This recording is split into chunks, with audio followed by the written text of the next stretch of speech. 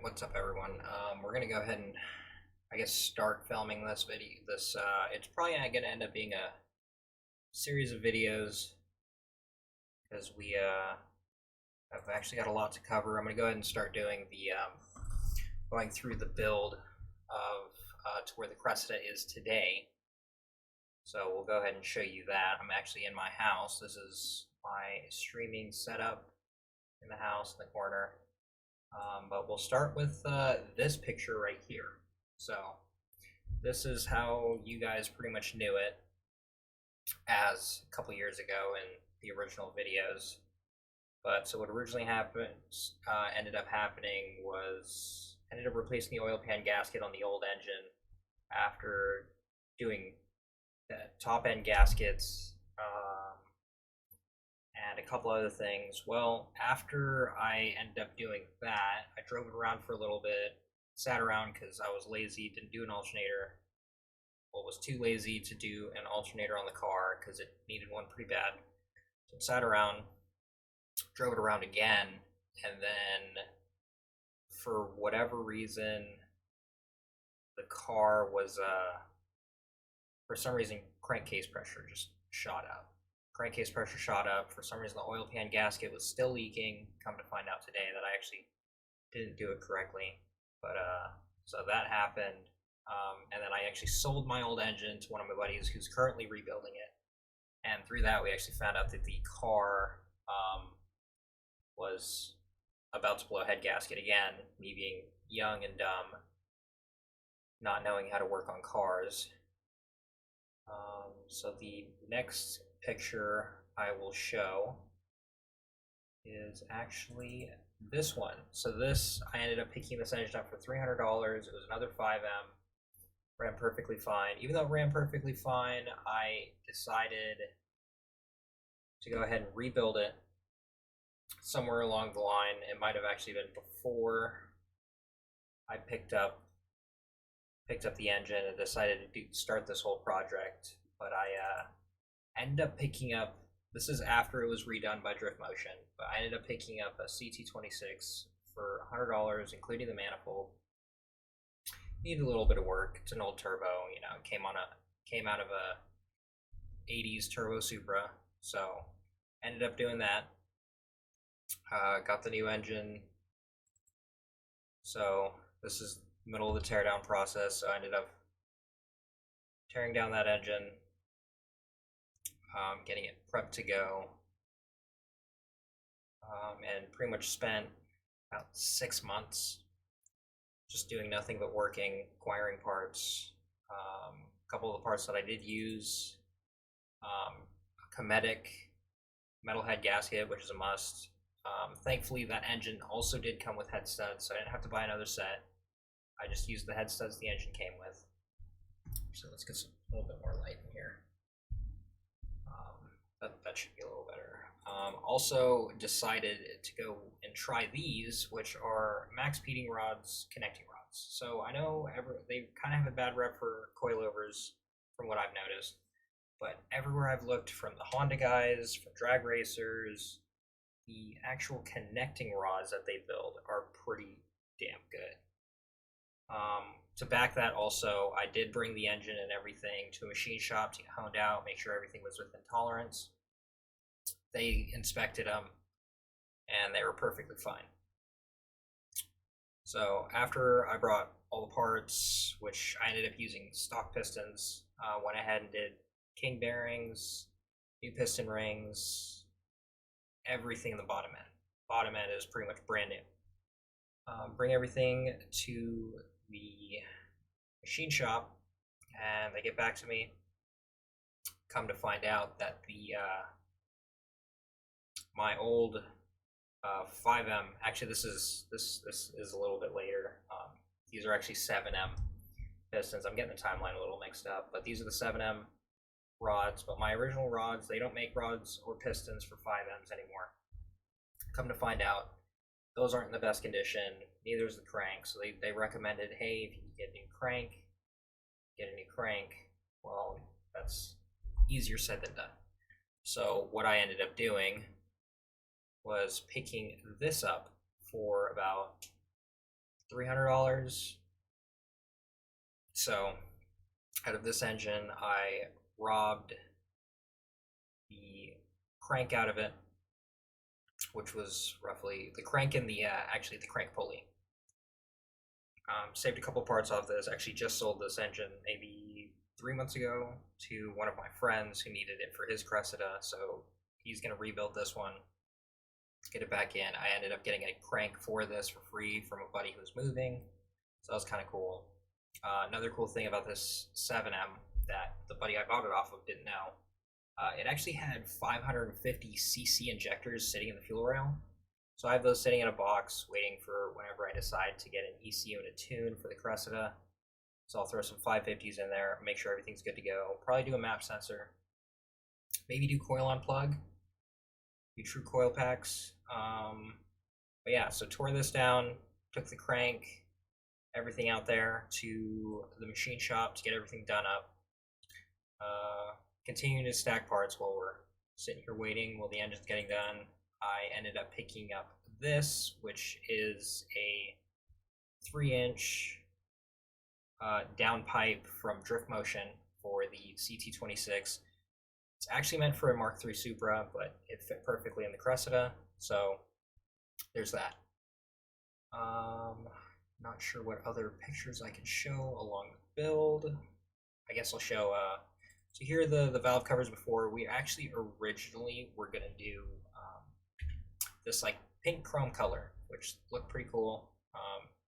It was alright when we first looked at it, but going on about the colors that I was planning to do for the car, it didn't really make sense. So left that.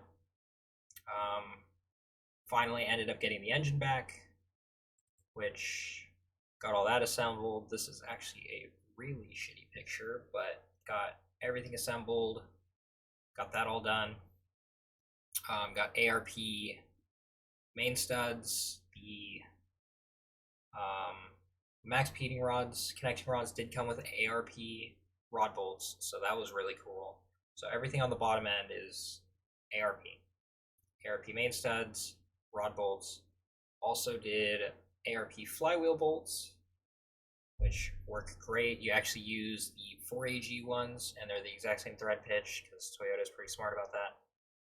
I don't remember who I bought it off of, but there is a guy on Facebook who makes these hardline oil lines for the oil pump in these, because the oil pump is not driven directly off the crank. It has some weird shaft thing, but oil pump also brand new. Everything that I could get is brand new. So oil pump, water pump, alternator. The alternator was new before, so I didn't really go out and buy a new one. I have a new distributor now. Everything I could get for this car, everything that I could do brand new, was done. So, oh, that's a little too far forward. So we'll go to this picture. This is with the head studs put on, brand new pistons. We ended up going 50 thousandths overbore, and I want to say like 10 thousandths underbore on the crank just to make sure everything was true, straight. So there's that. Where else can we go from here? At the same time this was all getting done, I went ahead and brought my cylinder head to my buddy David's house, which hopefully you guys will see that video soon when I go over there.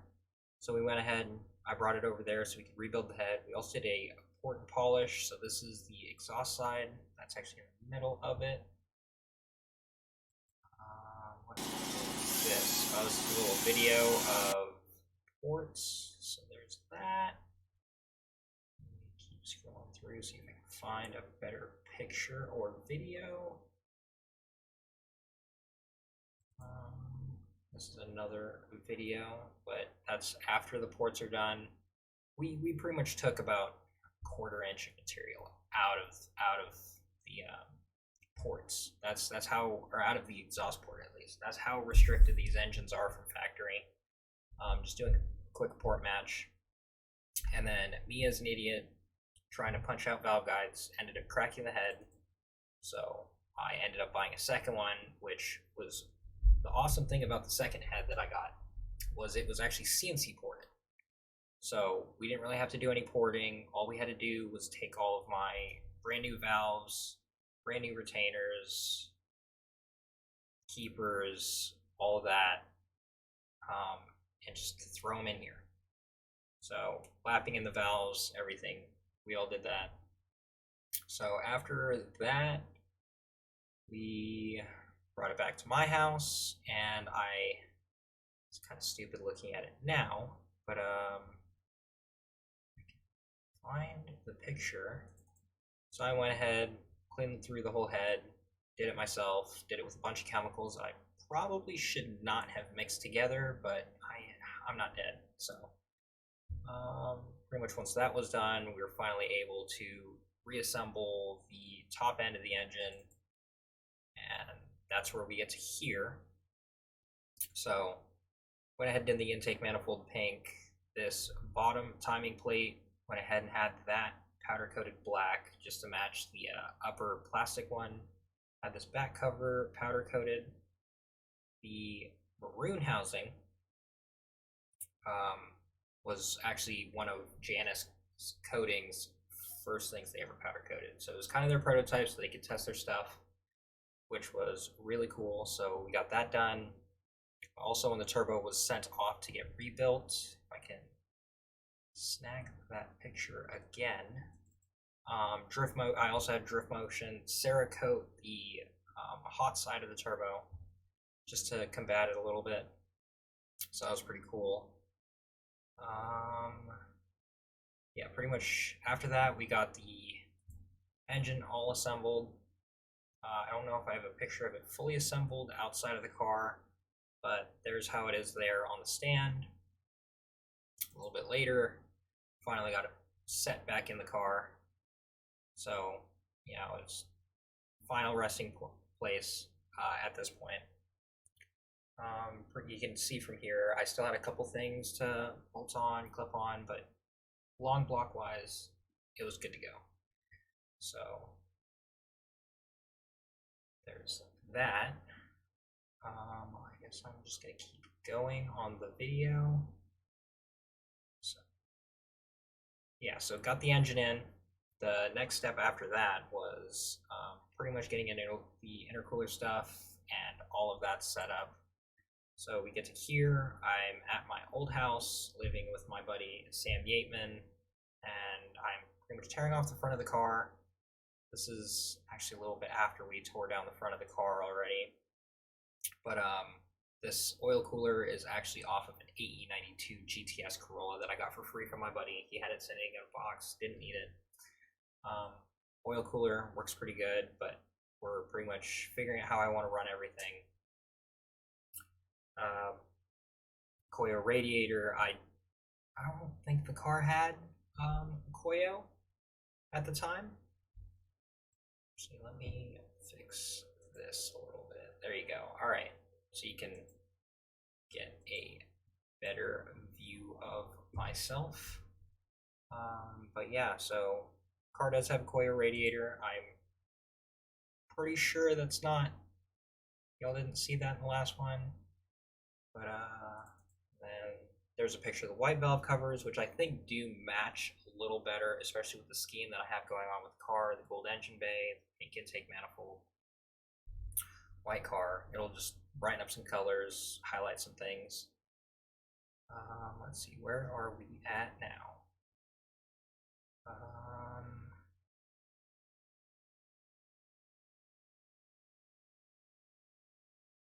Backtracking a little bit actually.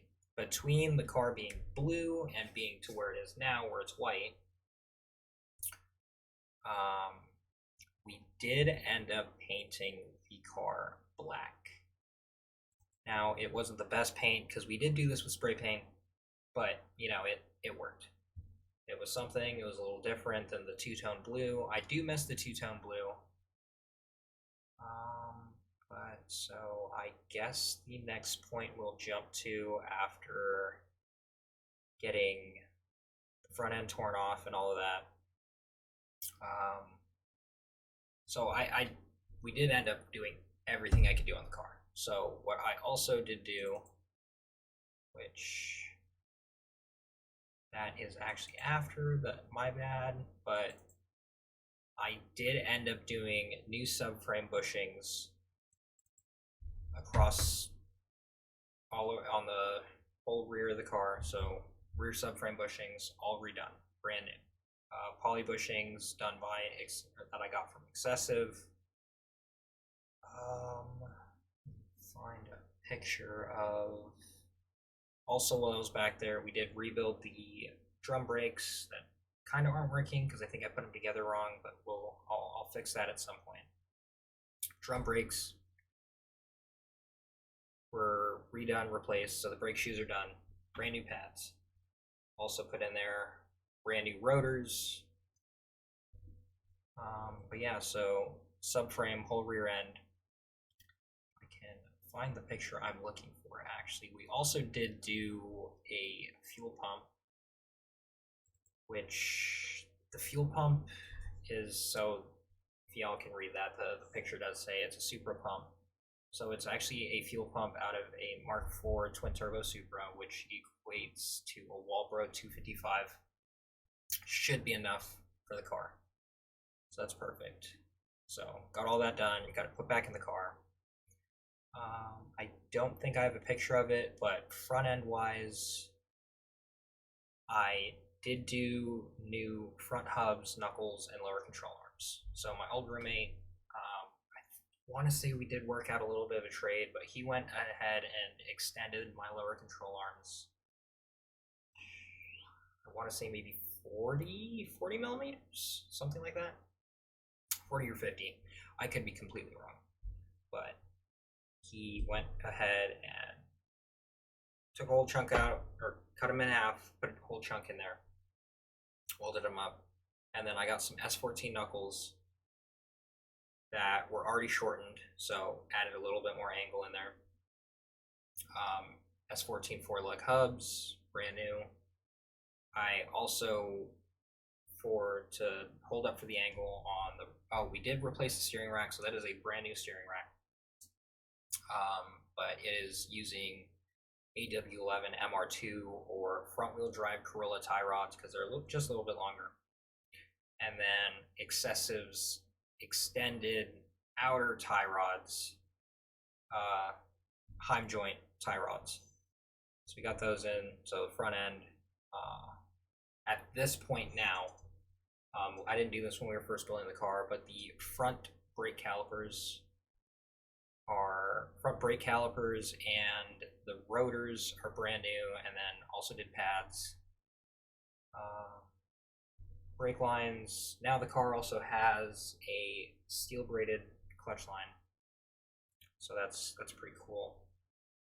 It does have a 6-puck spec clutch in the car.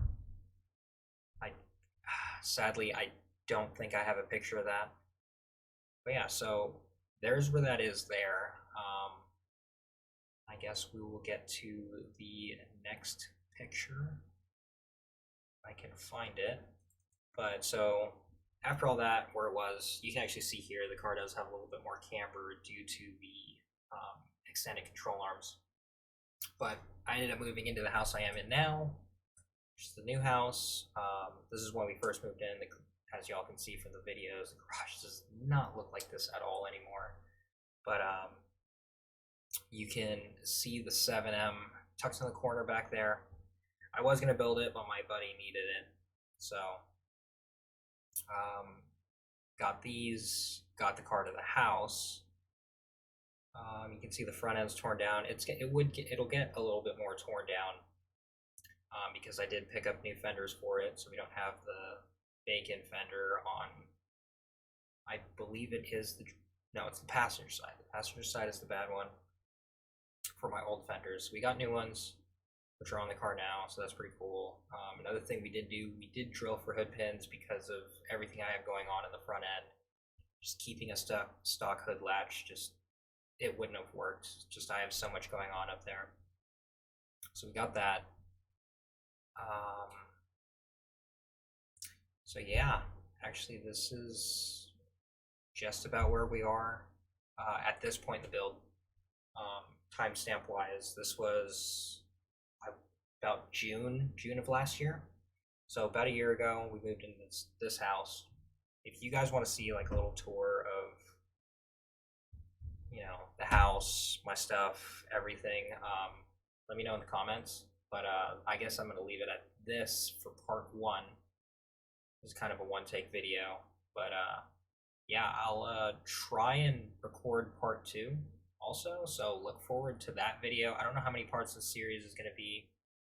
It's pretty much just to get you guys caught up because it's kind of a big thing. Of the last time y'all saw it, it was blue, pretty stock, just with the manual welded diff, and here we are. I come back a couple years later, and all of a sudden, car's turbo. It's got bucket seats, stripped interior, fully redone suspension, brand new paint, like all of that. So, but yeah, so there's part one of my Cressida build. If you guys want me to go a little bit more in depth on the engine build, it's actually not that hard. There's not a lot on the internet for how to do it, but it's actually pretty easy. I might cover some of that in the next video because I know, at least for me, it was a struggle trying to figure out how to do this. But yeah, I will see everyone in the next video. Whether that's part two of this little mini series I'm going to do for the Cressida or where we're at. But yeah, see you guys in the next video.